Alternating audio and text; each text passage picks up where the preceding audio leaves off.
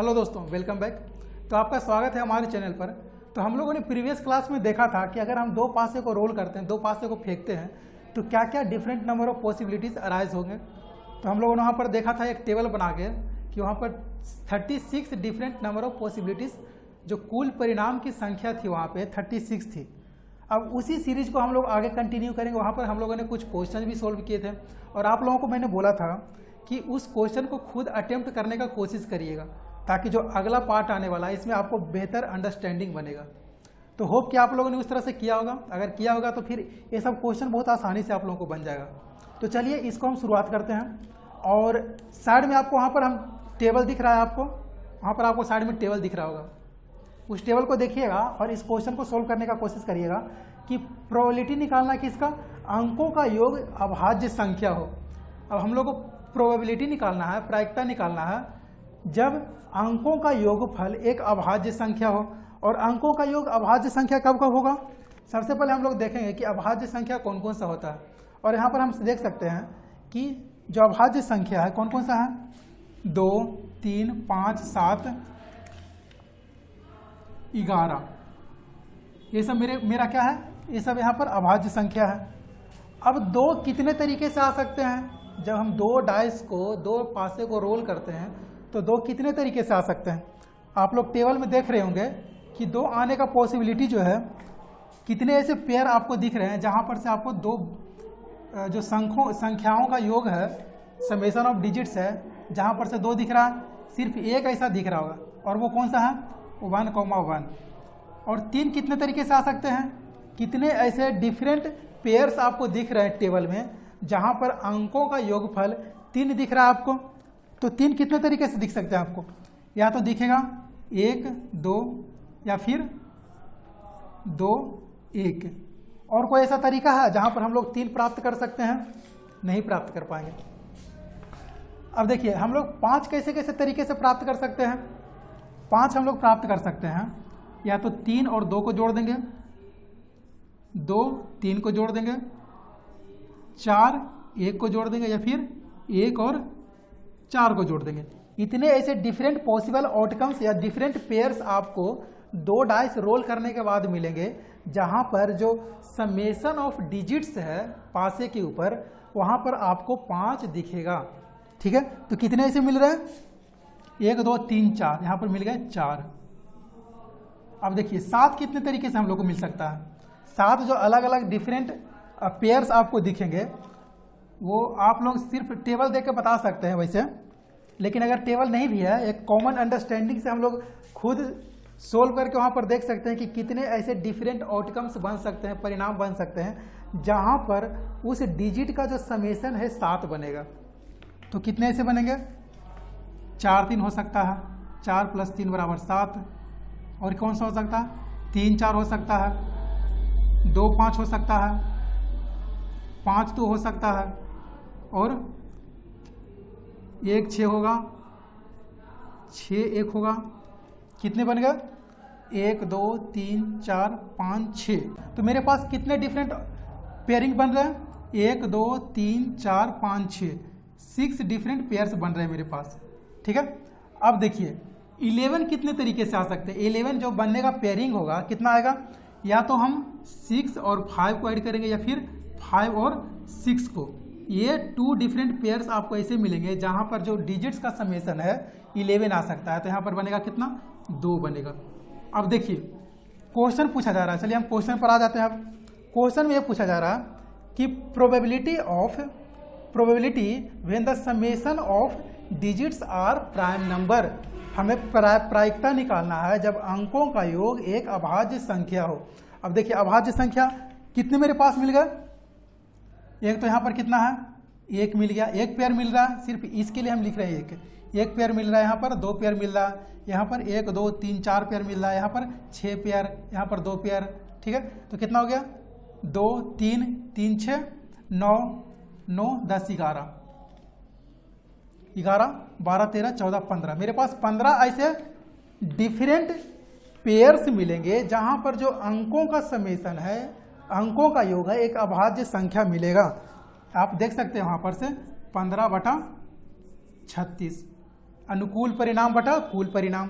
वहाँ पर से आप काउंट कर सकते हैं, जो 15 है, 15 ऐसे डिफरेंट पेयर्स मिलेंगे जहाँ पर अंकों का योगफल आपको एक अभाज्य संख्या मिलेगा। आप देख सकते हैं यहाँ पर से कितना है 2, यहाँ पर कितना मिला 6, 2 8, 8 4 12, 13 14 15, 15 ऐसे डिफरेंट पेयर्स मिल गए आपको। ठीक है, होप कि आप लोगों को समझ में आया होगा।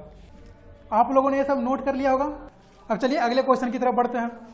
यहाँ पर पूछा जा रहा कि कम से कम एक पासे पर अंक 6 दिखाई पड़ना चाहिए। बोला कम से कम, अधिकतम के बारे में नहीं बोला जा रहा। तो मतलब मेरे पास एक ऐसा भी संभावना मिलेगा, एक ऐसा भी पेयर मिलेगा जहां पर पासे, दोनों पासे पर जो नंबर डिस्प्ले होंगे वो दोनों जगह पर कितने दिखाई पड़ेंगे 6,6। जो आप लोगों को हम बताए थे कि डायगोनल एंट्रीज है 1 1 2 2 3 3 4 4 5 5 और 6 6, उसमें 6 6 एक ऐसा संभावना है जहां पर अधिकतम दोनों पासे पर अंक 6,6 दिखाई पड़ेंगे। लेकिन हमें पूछा क्या जा रहा है, कम से कम एक पासे पर अंक 6 दिखाई पड़ने चाहिए। आप लोगों को हम बताए थे कि जब इस तरह का क्वेश्चन होता है कि कम से कम अधिकतम, तो सबसे पहले हम लोग को क्या सेट कर लेना है, एक बेंच मार्क सेट करना है कम से कम वाला। अब कम से कम तो मेरे पास एक बाउंड्री है, एक सीमा है, लेकिन अधिकतम की सीमा नहीं दी हुई है। अगर अधिकतम की सीमा नहीं दी हुई है तो हम लोग अधिकतम कितना भी हम लोग 6 शामिल कर सकते हैं, कंसीडर कर सकते हैं। इसमें मेरे पास कोई भी लिमिटेशन नहीं है। ठीक है, तो हम लोग वो सब केस देख लेंगे जहां पर कम से कम मुझे पासे में, या फिर जो पेयरिंग आपको टेबल में दिख रहा है साइड में, वहां पर आप टेबल देख सकते हैं, जो साइड में टेबल दिख रहा है वहां पर उस टेबल में कम से कम एक 6 तो दिखाई पड़नी चाहिए। उससे ज़्यादा अगर 6 है तो चलेगा, एक्सेप्ट टेबल है। ठीक है, तो चलो चलिए हम लोग देखते हैं कि कितने ऐसे डिफरेंट पेयरिंग दिख रहे हैं आपको। जैसे सबसे पहले क्या दिखेगा 1,6, 2,6, 3,6, 4,6, 5,6 एंड 6,6। अब इसके अलावा कुछ और भी बन रहे हैं, जैसे 6,1, 6,2, 6,3, 6,4, 6,5, फिर इसके बाद आ जाएगा 6,6, जो कि दोनों सेम ही रहेगा। अब देखिए इसमें कितने ऐसे पेयरिंग दिख रहे हैं जहां पर कम से कम एक पासे पर जो अंक डिस्प्ले किया हुआ है, अंक जो प्राप्त हो रहा है, कम से कम 6 होना चाहिए। अधिकतम के बारे में तो कोई लिमिटेशन है ही नहीं, तो अधिकतम तो हम लोग कुछ भी ले सकते हैं। ठीक है, तो देखिए कितने ऐसे डिफरेंट पेयरिंग मिलेंगे आपको, 1 2 3 4 5 6 7 8 9 10 11 मेरे पास ऐसे पेयरिंग मिलेंगे जहां पर कम से कम एक जो डाइस है, एक पासा है, उस पर जो डिस्प्ले नंबर है 6 होने चाहिए। तो 11 डिवाइडेड बाई 36, आपको बताया था कि अनुकूल परिणाम कितना है 11 एंड कुल परिणाम कितना है 36 है। तो favourable number divided by total number या फिर टोटल आउटकम्स। ठीक है, यहां पर तक आप लोगों को समझ में आ रहा है। अगला क्वेश्चन जो दिया हुआ है, यहां पर लिखा हुआ है अंकों का गुणनफल 6 होना चाहिए। ठीक है, multiplication of number should be 6। अब अंकों का गुणनफल 6 होने का क्या क्या पेयर बन सकता है हमको, सबसे पहले हम लोग टेबल में देखेंगे कि कौन कौन सा ऐसा पेयर हमको दिख रहा है टेबल में जहां पर दोनों डिजिट्स को अगर हम लोग मल्टीप्लाई करते हैं तो दोनों का जो गुणनफल है 6 आना चाहिए। सिंपल क्वेश्चन है, आप लोगों से बन गया होगा। अगर बन गया होगा तो कमेंट में बताइए उसका आंसर। एक काम करिए, वीडियो को पॉज करिए और इसका आंसर आप बताइए कि अंकों का गुणनफल 6 आने का क्या प्रायिकता हो सकता है। ठीक है, चलिए इसको हम देखते हैं। अब कितने ऐसे पेयरिंग आपको दिखेंगे जहां पर जब हम लोग दोनों अंक को मल्टीप्लाई करेंगे तो उसका गुणनफल 6 आएगा। कौन कौन सा आएगा, सबसे पहले आ सकता है 3,2, फिर आ सकता है 2,3, फिर आ सकता है 6,1, फिर आ सकता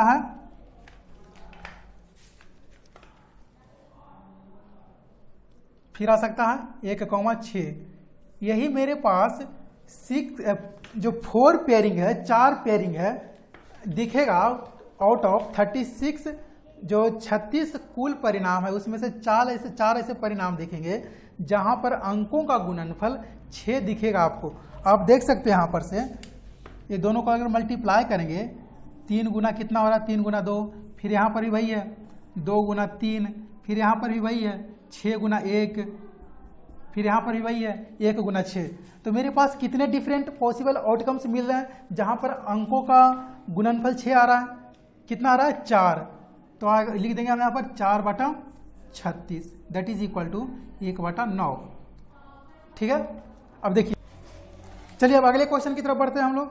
अगला जो क्वेश्चन दिया हुआ है वहाँ पर लिखा हुआ है प्रोबेबिलिटी निकालना है जब अंकों का गुणनफल 12 हो। अब अंकों का गुणनफल 12 होगा, इसकी प्रायिकता क्या होगी। अब इसको हम लोग देखते हैं। तो देखिए कौन कौन से ऐसे पेयर आपको दिख रहे हैं टेबल में, आप लोग टेबल साथ में रखिएगा, वहाँ पर टेबल में देखिए कि कौन कौन से ऐसे पेयर दिख रहे हैं जहाँ पर जो अंकों का गुणनफल है आपको 12 दिख रहा है। तो सबसे पहले देखिए कौन कौन सा दिखेगा, 4,3 दिखेगा, दूसरा कौन सा दिखेगा 3,4 दिखेगा। ठीक है, और क्या हो सकता है, और हो सकता है 6,2 फिर 2,6। तो मेरे पास 4 ऐसे डिफरेंट पेयरिंग दिखेंगे, 4 अलग अलग पेयरिंग दिखेंगे जहां पर अंकों का गुणनफल आपको 12 दिखेगा। 4 तिये 12, 3 चौ 12, 6 दूनी 12 एंड 2 छक्का 12। ठीक है, तो यहाँ पर कितने आ जाएंगे 4/36 बटा बराबर 1/9। समझ में आ रहा आप लोग। अब देखिए जो अगला क्वेश्चन है वहां पर पूछा जा रहा है कि अंकों का गुणनफल 18 होना चाहिए। अब अंकों का गुणनफल 18 कैसे कैसे आ सकता है, अंकों का जो गुणनफल है 18 कैसे आ सकता है, जब 3,6 हो या फिर 6,3 हो।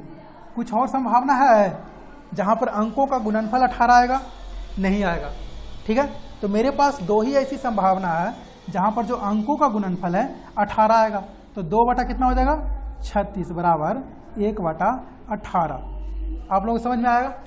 अब देखिए एक क्वेश्चन और लिख सकते हैं हम लोग, इसको भी ट्राई करके देखिएगा।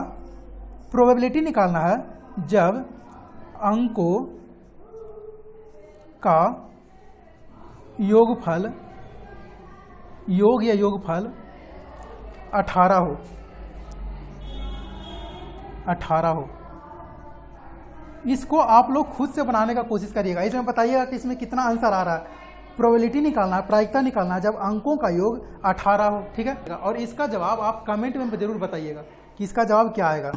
होप कि आप लोगों को समझ में आ रहा होगा। अगर समझ में आ रहा होगा तो ये लेक्चर अपने दोस्तों के साथ में शेयर करिए और इस चैनल को सब्सक्राइब करिए। इसमें और भी आगे इंटरेस्टिंग लेक्चर्स आने वाले हैं जो आपके लिए बहुत ही ज़्यादा हेल्पफुल होने वाला है। अगला लेक्चर जो हम लोग कवर करने वाले हैं वहाँ पर हम लोग देखेंगे कि डेक ऑफ कार्ड के बारे में समझेंगे, और वहाँ पर से ये भी देखेंगे कि if we select a random card from 52 cards what will the probability, उसकी संभावना, उसकी प्रायिकता क्या होगी। ठीक है, तो तब तक के लिए जय हिंद और बाय।